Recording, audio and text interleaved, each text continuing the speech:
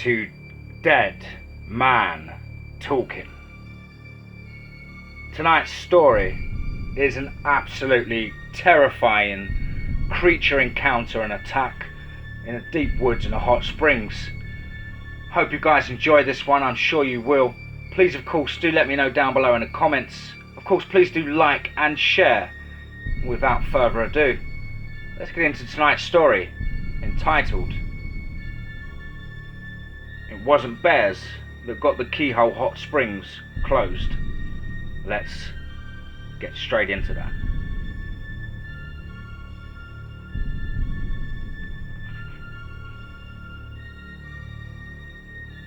If you live in Vancouver, you've probably heard of the Keyhole Hot Springs. They're gorgeous natural hot springs set in the tranquility of secluded trails just outside of Pemberton, BC.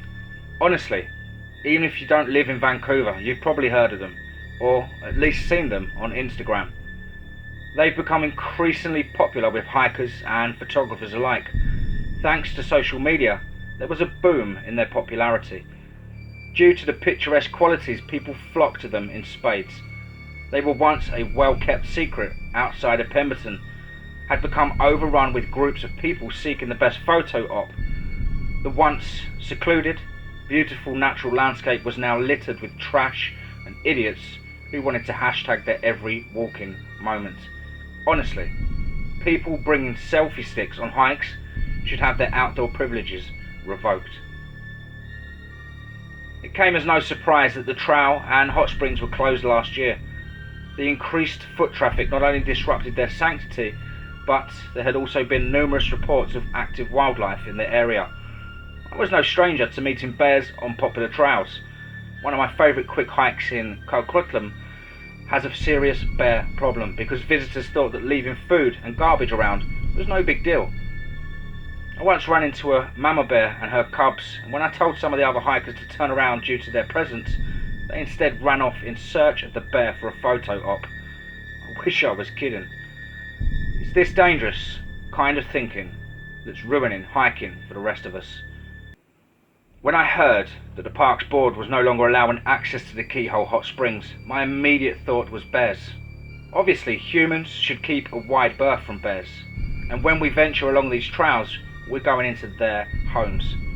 While I was insanely disappointed that some ignorant people had ruined my happy place, I was also grateful that measures were being put in place to ensure that the wildlife would be protected. It boils my blood when I hear about bears being put down because of something stupid a human did. But the thing is, bears aren't to blame for closure of the hot springs. There's something in those woods that shouldn't be there. It shouldn't be anywhere, really. It's ungodly and has no business being in this world. I hike a lot with my girlfriend Katie, and we're both active members of the Fraser Valley Hiking Group on Facebook. When someone posted about what the mess the Keyhole Trail was like, Katie and I decided it might be a good idea to do a sweep and get it cleaned up. We also wanted one last dip in the hot spring before acknowledging that we couldn't go there anymore. We opted to go on a weekday in early spring. It was early enough in the year that we expected the park ranger presence to be light, and cold enough that we knew no photo oppers would even attempt the trek.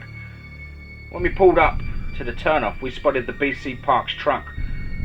We also spotted the ranger having a snooze in the cab, so we parked a ways away from the trailhead to ensure we didn't rouse suspicion. The trail was gorgeous, with some old snow that still possessed its virgin qualities. We were the first people to set foot on the trail in a while. Though the snow, we caught the familiar silver sheen of discarded food wrappers, so it began. We had brought garbage bags with us so we could remove as much trash as possible. It was about 25 minutes into our hike that Katie noticed some old footprints. They looked similar to bear prints, but there were only two. Whatever was walking this trail did so on two legs, not four. The size led us to think bear or something bigger. We hypothesized that perhaps it was a bear with an injury, maybe reluctant to place any weight on its front paws. The stride was long, eerily long.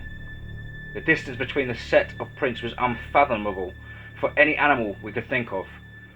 The footprints veered off to the side, and without any scat or other markings, we decided to shake it off. We continued to clear the trail. Katie and I reached the hot springs and stripped down to our underwear. The harsh, biting air felt pleasant on our faces, in contrast to the warm, natural spring. We were making idle chatter when we heard something small being attacked by something very large. "What the hell is that?" Katie sounded alarmed. I looked around but couldn't see anything. There was nothing in the woods that I could make out. "Where?" I asked. "Behind those trees."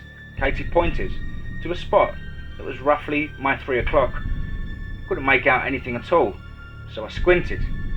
All I could see was the crimson pool blossoming and expanding before my eyes.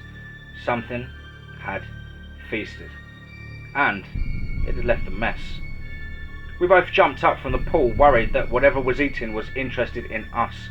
We dressed quickly, fight or flight kicking in and clouding our judgment. We should have taken the time to change out of our wet clothes. Katie wanted to investigate what we'd just seen. I wanted to get the hell out of Dodge. Katie won. If she hadn't, I wouldn't be sharing my findings with you. We ran over to where the blood was spilled, and we could make out a couple of bizarre footprints in the snow, leading to the pool of blood.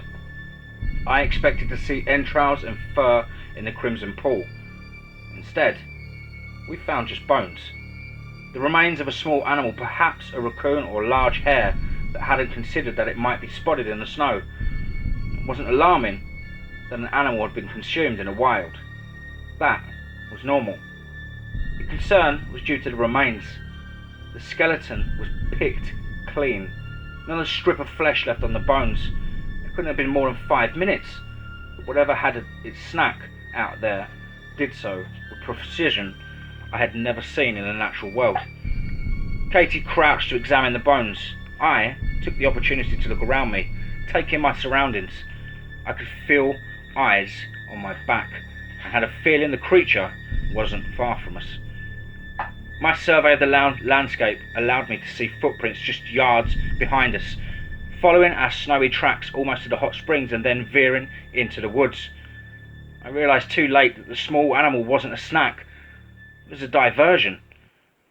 Nearly soundlessly, a massive creature crept out of the trees. I only noticed it once. It was crouched and ready to spring.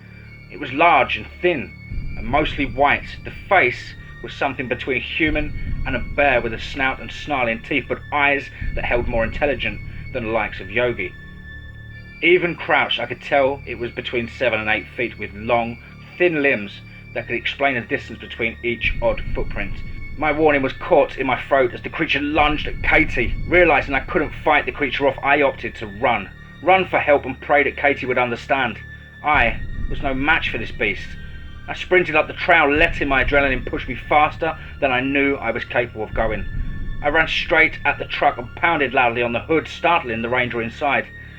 "My friend, Katie, she's hurt or dead, or being eaten or something, attacked by a thing. Something got her." I said it all in one breath while the ranger stared blankly at me.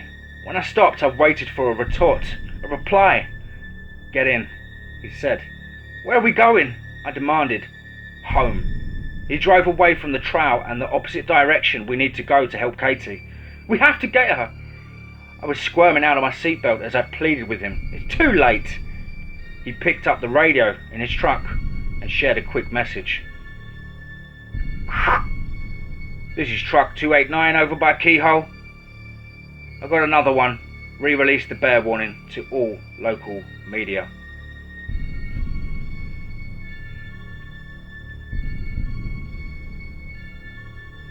Wow. Hope you guys enjoyed that short story there. Pretty creepy. And goddamn, the young man left his girlfriend.